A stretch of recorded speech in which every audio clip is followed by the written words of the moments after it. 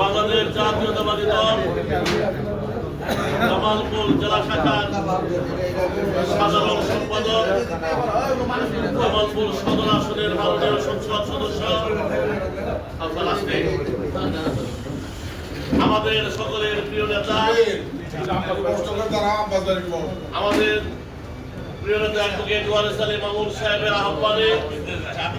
জামালপুর সদর উপজেলা বিএনপি এবং জামালপুর পৌর বিএনপির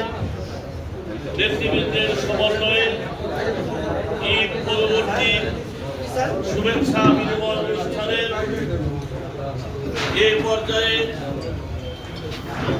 আসন গ্রহণ করবেন বাংলাদেশ জাতীয়তাবাদী দল জামালপুর জেলা শাখার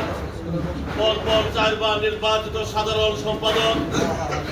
জামালপুর সদর আসন থেকে নির্বাচিত মাননীয় সংসদ সদস্য, আমাদের প্রিয় নেতা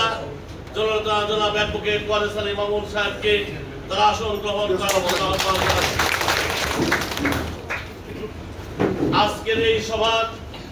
সভাপতিত্ব করবেন বাংলাদেশ জাতীয়তাবাদী দল জামালপুর জেলা শাখার সংগ্রামী সিনিয়র সহ সভাপতি